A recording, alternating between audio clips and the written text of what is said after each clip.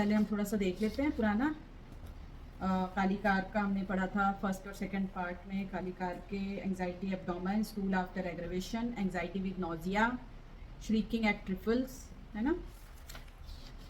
और इम्पेशेंट होता है बहुत ज़्यादा, अपर आईलिड पर पफिनेस होती है, ड्राउजी और स्लीपी वाइल ईटिंग, खाना खाते खाते उसको बहुत ड्राउजीनेस और स्लीपीनेस फील होती है। Hollowness of the body, pulsation all over the body, finger tip और टोज पे उसको बहुत पल्सेशन फील होती है।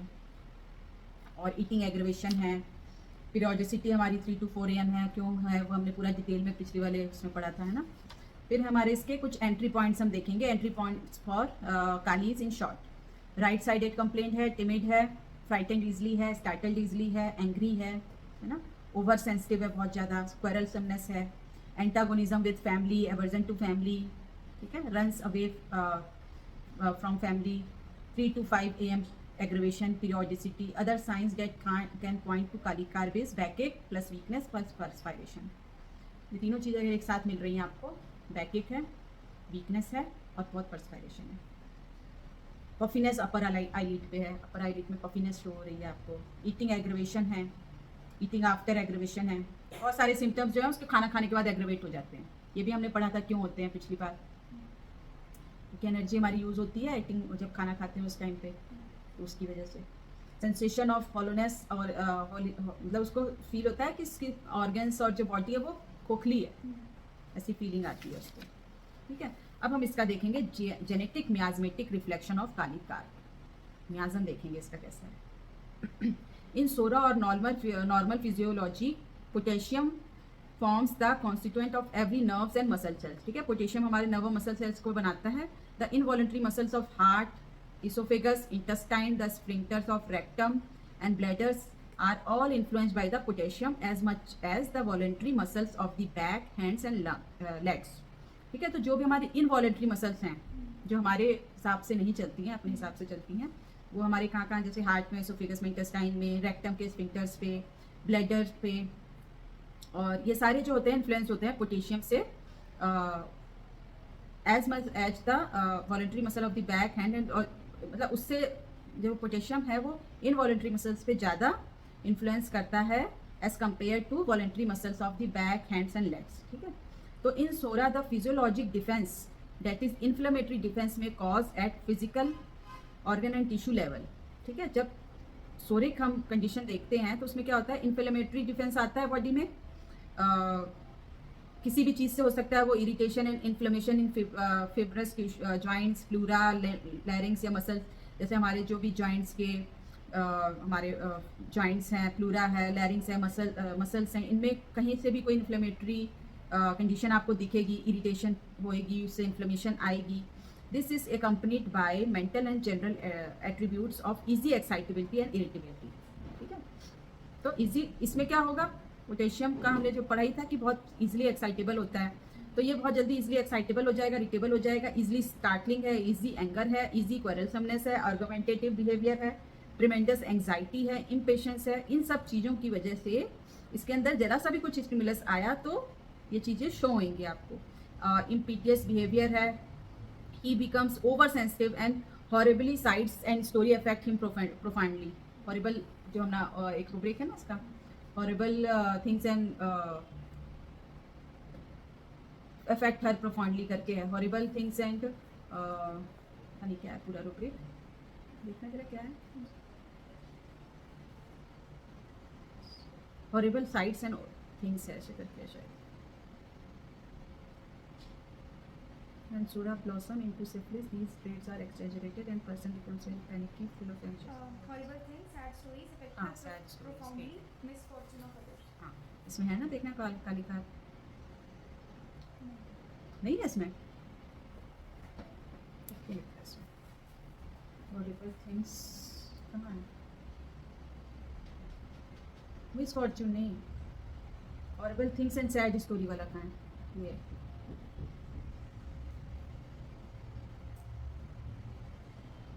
ये अलग से नहीं है, मिसफॉर्च्यून ऑफ अदर तो अलग रूब्रिक है, ये रूब्रिक वो अलग था, रूब्रिक था horrible things, sad stories affect हर प्रोफाउंडली, ठीक है। तो इसमें हमारा कालिकार भी है।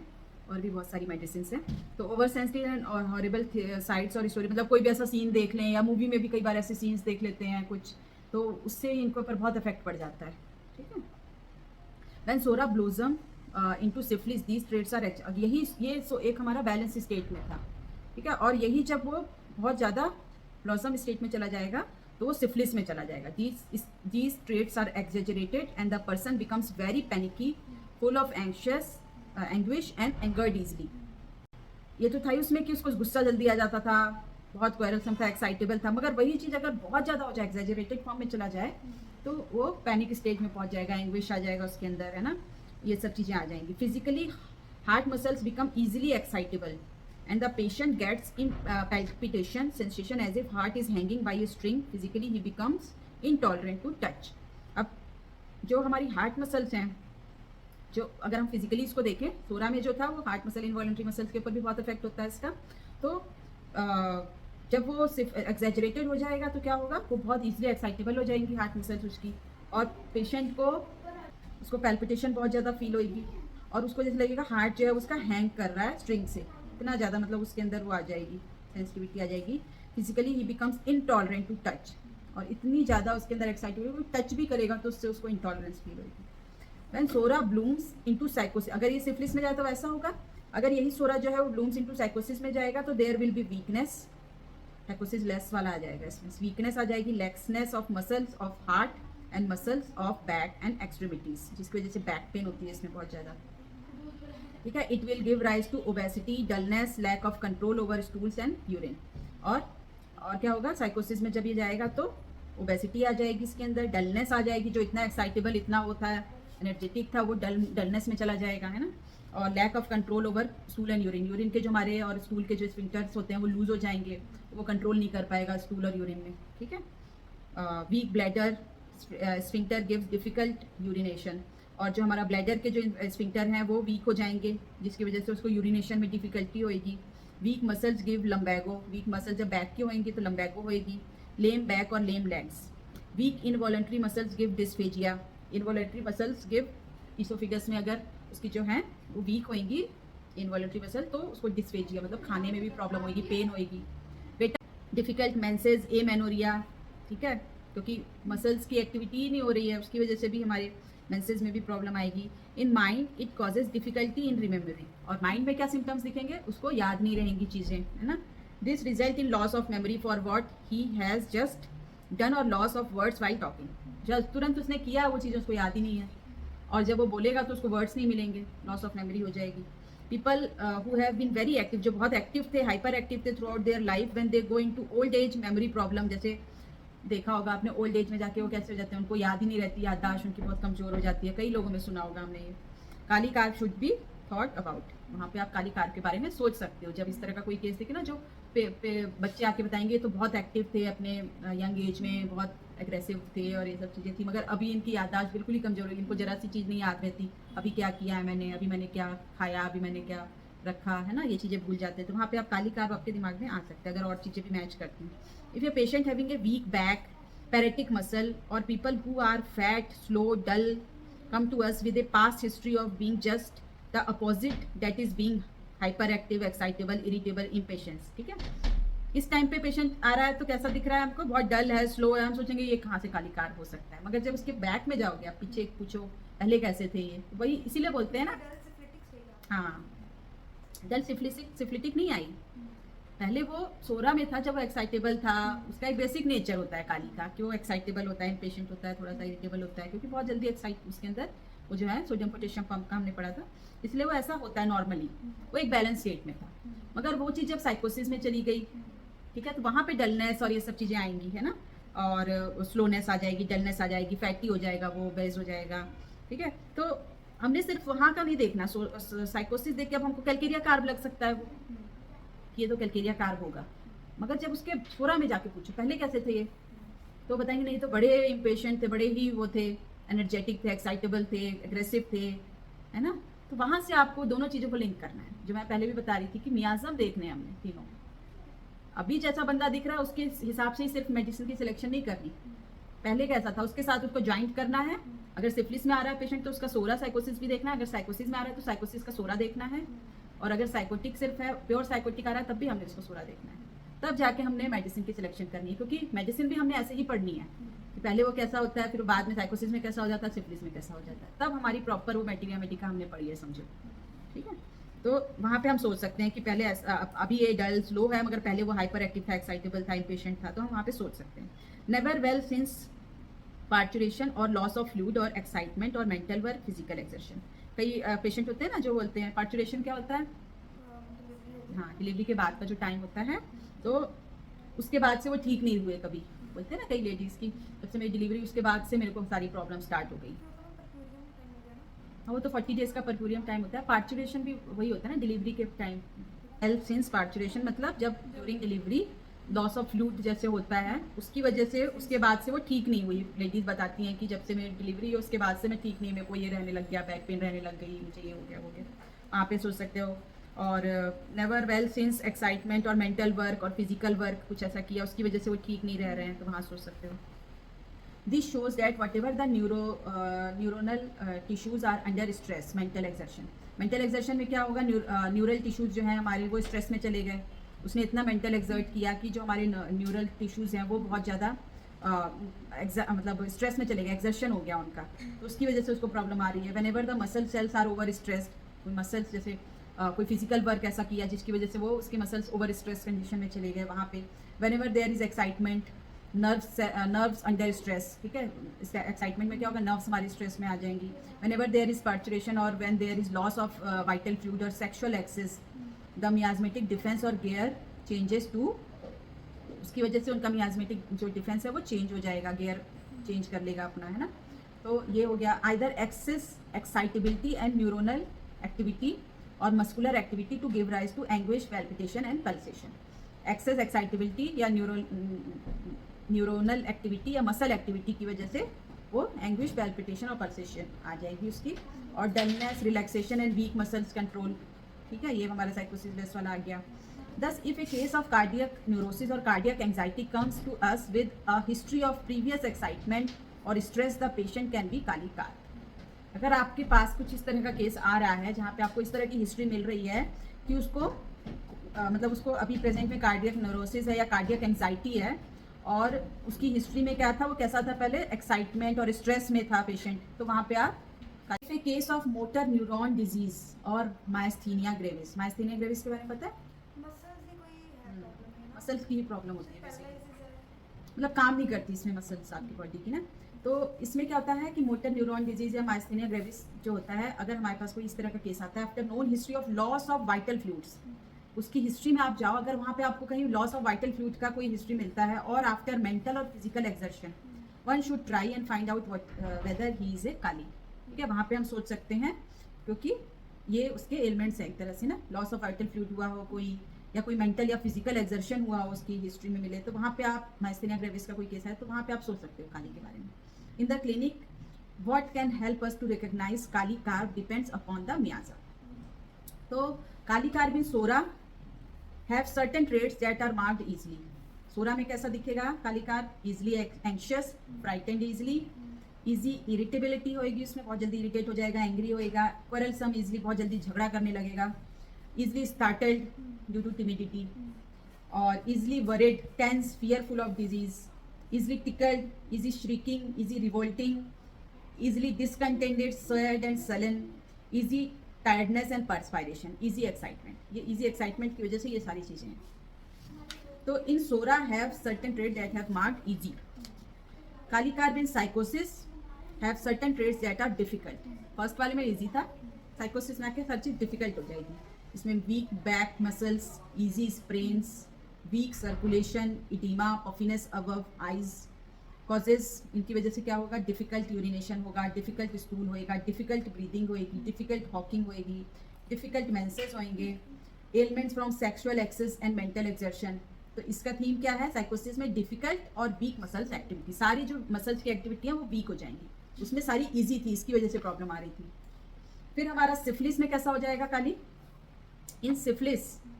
Have certain traits that are excessive and hysterical, क्योंकि वही चीज आउट ऑफ कंट्रोल में चली गई, तो इसलिए हिस्टेरिकल हो गया। Excessive anger, easily querulous, excessive anxious, मतलब वही सोरा में जो चीजें थी ना वही आउट ऑफ कंट्रोल चली जाएंगी। Frightened easily, started easily, excessive worried, tense, excessive tickled, मतलब एक होता है टिकल जब ऐसे टच करने पे, एक वो जो यहाँ तक अभी उंगली लाए हैं वहीं से उसको गुदगुदी शुरू हो जाए, होता है ना ऐसे भी, तो वो वहाँ पे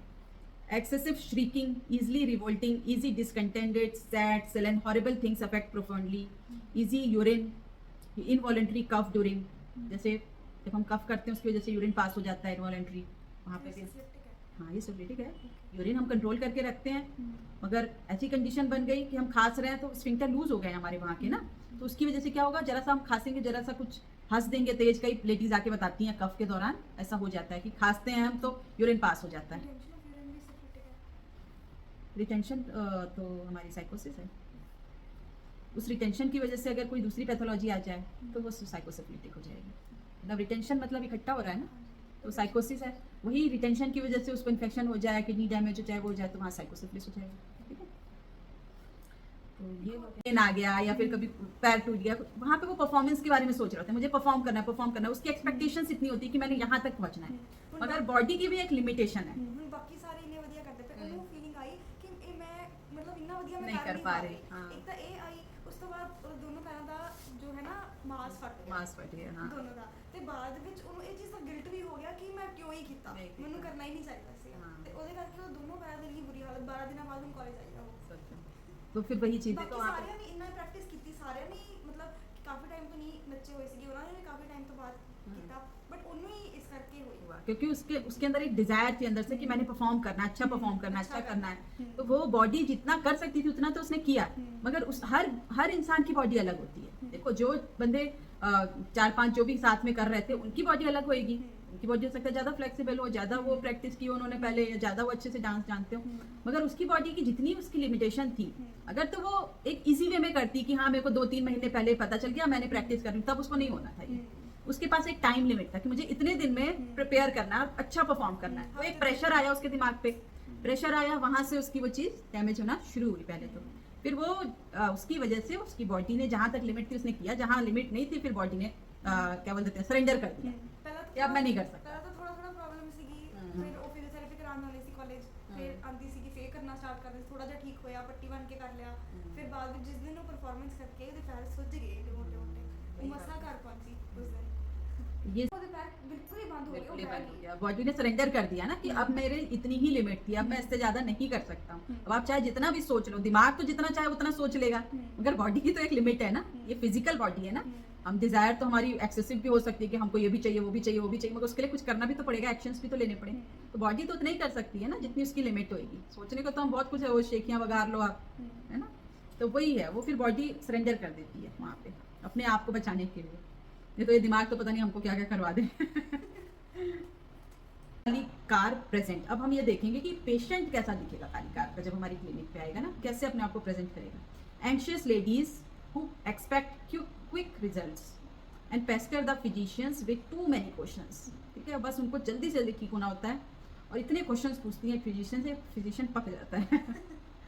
those who are not easily satisfied with the treatment, जो जल्दी से सेटिस्फाइड, मतलब उनको आराम भी होएगा थोड़ा बहुत मगर वो सेटिस्फाइड नहीं होते जल्दी, and go on complaining anxiously, complain ही करते रहेंगे, चाहे उनको थोड़ा बहुत आराम भी होएगा फिर भी वो कंप्लेन, नहीं डॉक्टर साहब इतना इससे और ज़्यादा होना चाहिए, इससे और ज़्यादा होना चाहिए ना, एक कंप्लेनिंग उनका बिहेवियर है।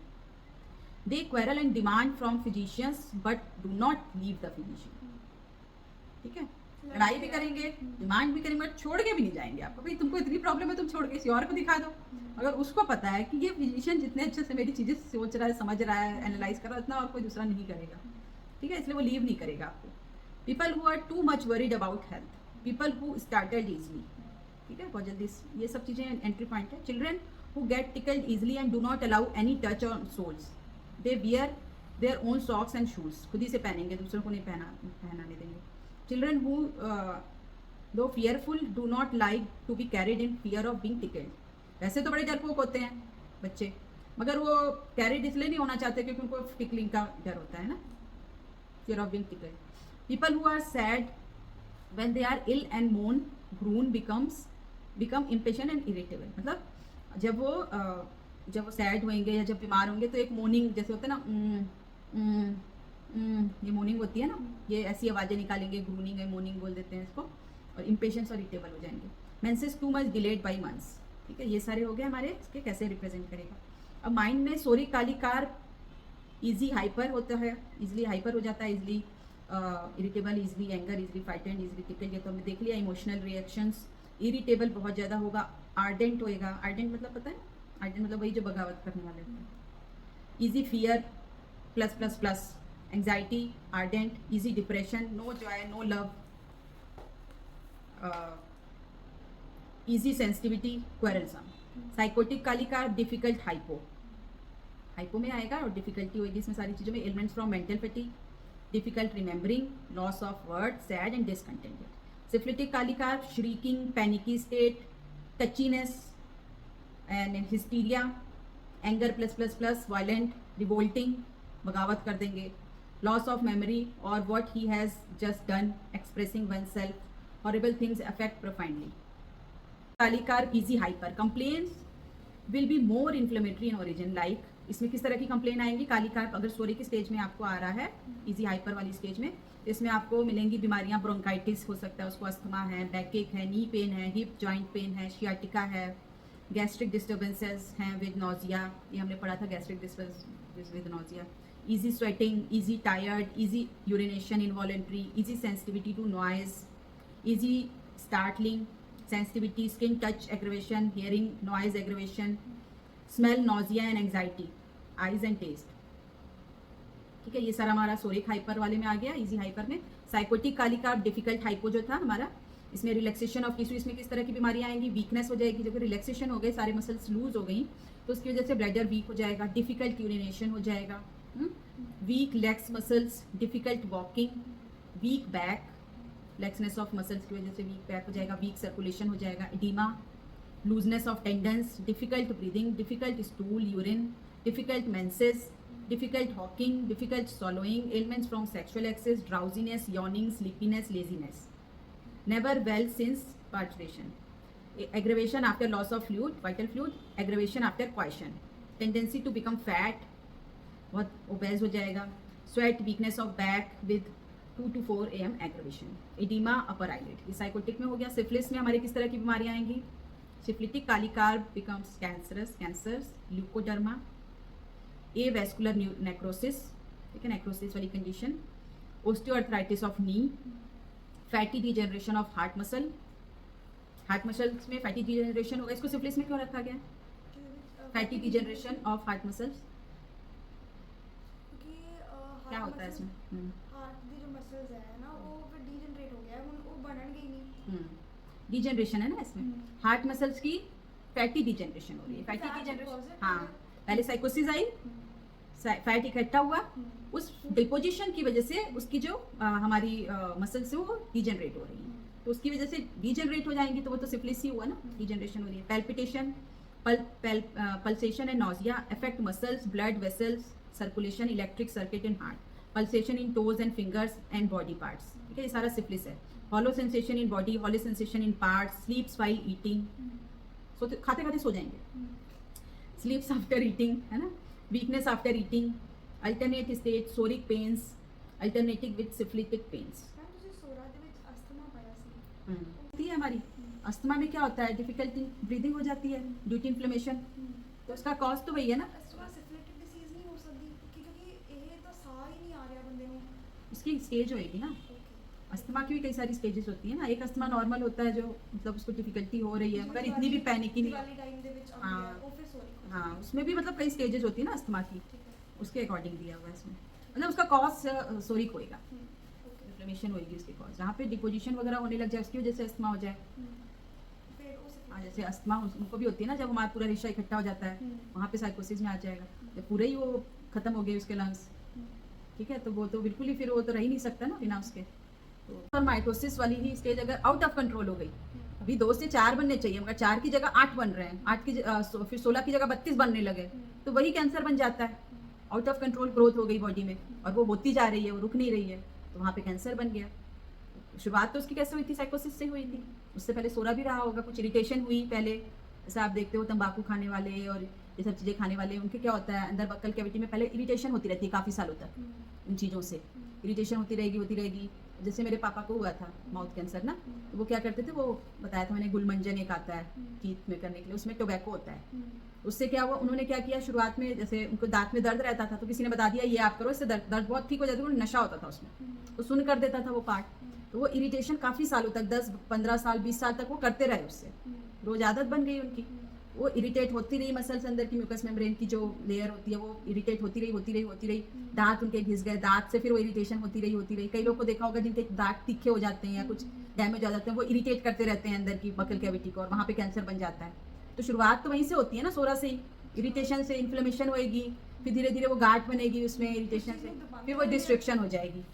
फिर प्रेस कर ਦਿੰਦੇ ਆ ਕਿ ਕੁਝ ਨਹੀਂ ਹੁੰਦਾ, ਉਹ ਚੀਜ਼ ਨੂੰ ਬਸ ਠੀਕ ਕਰਦੇ ਰਹਿੰਦੇ ਆ, हाँ। ਸੋਰਾ ਵੱਲ ਨਹੀਂ ਜਾਂਦੇ, ਜੋ ਸੋਰਾ ठीक करेंगे फिर वो चीज ठीक होगी। हाँ, वो मतलब शुरुआत वहीं से होती है, फिर वो धीरे धीरे जाके कैंसर में बनता है ना। आउट ऑफ कंट्रोल सिफिलिस में एकदम डायरेक्ट तो नहीं बन जाता ना, मगर सबकी स्पीड होती है। कईयों में वही चीज़ 4 महीने में हो जाएगी, कईयों में 1 साल 10 साल में भी वो डेवलप होएगा, तो वो स्पीड होती है, हर बंदे की अलग अपनी स्पीड होती है। मियाजम्स ऑफ काली ग्रुप, अब जो काली ग्रुप में जो दवाइयाँ हैं उनमें कौन सा मियाजम प्रीडोमिनेंट है वो हम बताएंगे आप। सोरिक में ज़्यादातर हमारी काली कार्ब और काली म्यूर है, मतलब काली कार्ब और काली म्यूर में ज़्यादातर सोरा जो है वो प्रीडोमिनेंट मियाजम है। फिर साइकोटिक में हमारे काली फॉस है, काली कार्ब भी है, कॉस्टिकम भी है और काली म्यूर है। कॉस्टिकम भी हमारी काली ग्रुप में है, पता है? जो जैसे उसके बाद फिर सिफिलिस में क्या कौन कौन सी है, हमारी काली आयोड है, काली आर्स है, कॉस्टिकम है और काली ब्रोम है। अब देख लो, अब हमारे काली कार्ब में सोरिक और साइकोसिस ज़्यादा है, सोरा और साइकोसिस ज़्यादा है। सिफिलिस में नहीं दिया इसमें, सिफिलिस में आएगा बहुत रेयर, क्योंकि कार्ब है ना इसमें साथ में, तो कार्बन वाली भी इसमें आ जाएगी। काली का और सोरोसाइकोटिक है बेसिकली काली कार्ब। काली म्यूर जो है देखो सोरा में है और साइकोसिस में है, काली म्यूर भी हमारा सोरा और साइकोसिस है, सिफिलिस में नहीं है। अब देखो साइको और सिफिलिस में कौन कौन सी है, काली फॉस नहीं, काली फॉस प्योर साइकोटिक है, कॉस्टिकम साइकोसिफिलिस है, ठीक है। और जो सिफिलिस में प्योर सिफिलिस में है वो काली आर्स है और काली आयोड है। काली आर्स तो ऐसे भी सिफिलिस में ही होना था, क्योंकि आर्सेनिक ऐसी पहले ही इतना एंग्शियस और वो होता है, उसके साथ काली और जुड़ गई। मतलब कोई इतना बंदा एंग्शियस और बहुत ज़्यादा आपको दिखे ना, तो वहाँ पे आप काली आर्स, क्योंकि उसमें दोनों की कंपोजिशन आ गई, काली भी पहले से एंग्शियस था, उसके साथ आर्सेनिक जुड़ गया। एक्रोनाइट भी हो सकती है ना सिफिलिटिक। हाँ एक्रोनाइट। तो रिज्यूम में हम the triad of Kali carb देख लें। Timid, startling, anxious, sensitive, ticklish, touch aggravation, angry, aggressive, argumentative and querulous, quick, rapid, impatient and irritable. ये हो गया ट्रायोड इसके। राइट होता है, राइट साइडेड होता है, चिली होता है, aggravation 2 to 4 AM, thirsty and thirstless दोनों हो सकते हैं।